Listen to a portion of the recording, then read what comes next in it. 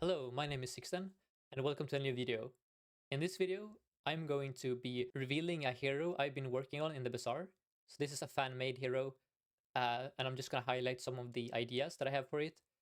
So it started off with me wanting to create a werewolf hero, and I thought a long time about what kind of mechanic a werewolf could have, and eventually I realized that a werewolf on its own isn't necessarily interesting enough to be its own hero. However, that's when it hit me. What if it's a werewolf, but a magician?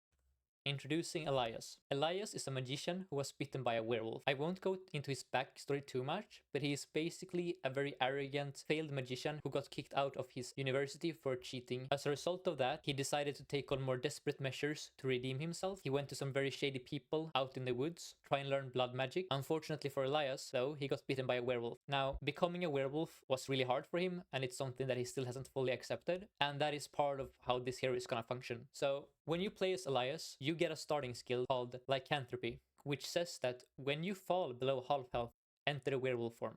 Now you might ask, well, what is werewolf form? When you enter werewolf form, all your items flip over to their twisted versions, if possible, and your hero portrait transforms into a werewolf, as you can see on the picture here. Now then, what are twisted items? On the left here, we have Hand of Healing, which is a medium magic item that has multicast 3 and heals for 20 every 5 seconds. And its twisted backside is Claw of Cleaving, which has the same cooldown and multicast, but it's damage instead of healing. Now, twisted items preserve the cooldown of their front side. So if the Hand of Healing has charged 4 seconds, so will the Claw of Cleaving.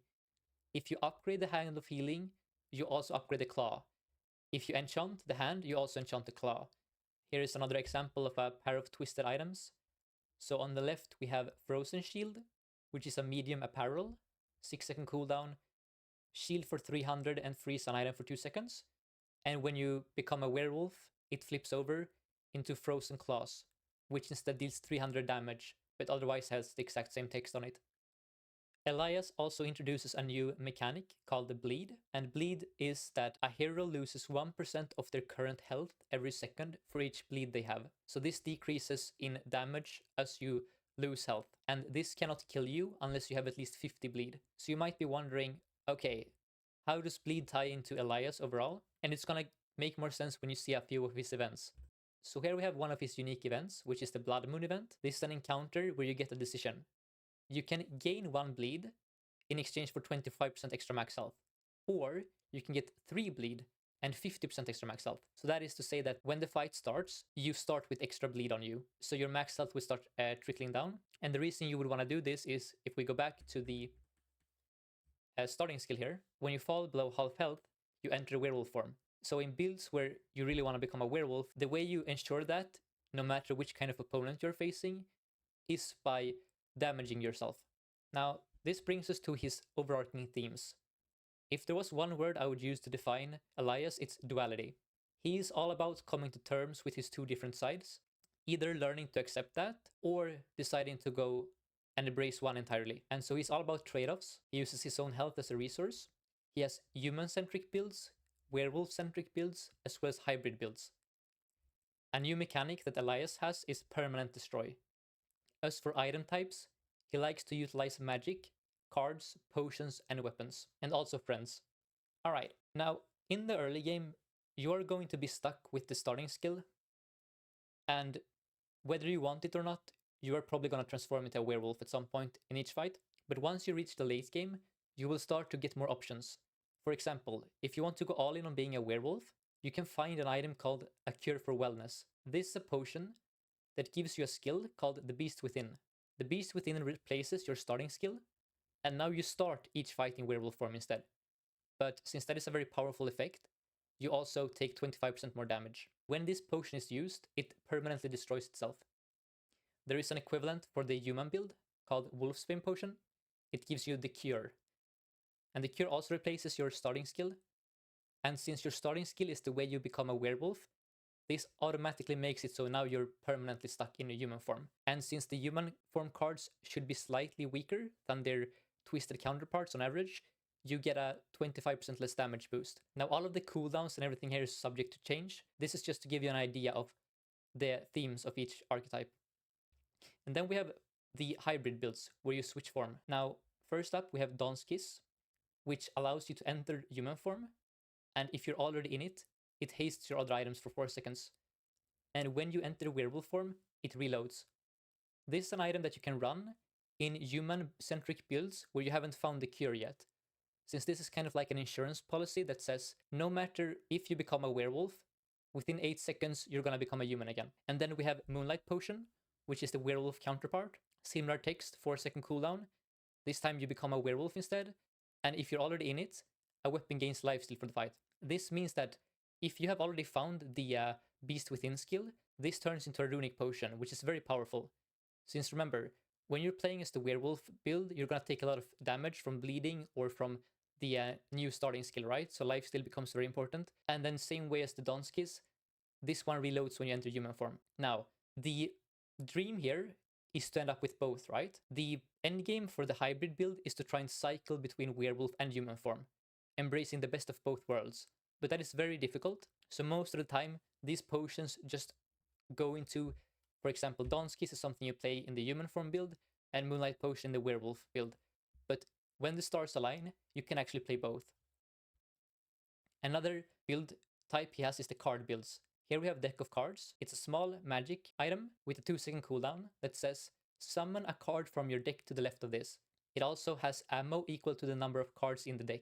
Now, this will take some explanation. So, the things you see at the bottom here are the cards within this deck. You have 5 red cards, 5 orange cards, 5 yellow cards, 5 green cards, and 5 blue cards. Now, if you have an empty board slot on the left here, that means that every 2 seconds, one of these 20 will be randomly pulled out. Your ammo goes down, that card pops out, and let's show what the cards are. So here we have them. We have the orange card, which has a 1-second cooldown, burns for 4, charges an item 1 second, and destroys itself. All the other items share the exact same text as the orange card, except for the top part, where the yellow one shields, the blue one freezes, the green one heals, and the red one deals damage. So we can go back to the deck of cards again. So every 2 seconds, this, if you have this board space, summons one of those cards. After 1 second, the cards use themselves and destroy themselves. If you were to haste this, for example, that means that every second you get a new card, and then by the time the next second comes up, you'll have a new one. The idea is that it will function like a real deck of cards when you just launch all your cards. And Elias will have more of these decks, so this is the starting deck of cards, but there will also be much more rarer ones at gold and diamond that have different cards inside of them. He will also have other items that interact with the cards or that have synergy with this kind of small cycling-based playstyle. You can kind of think of it similar to the toy build that Pig has, where the cards are your piggles.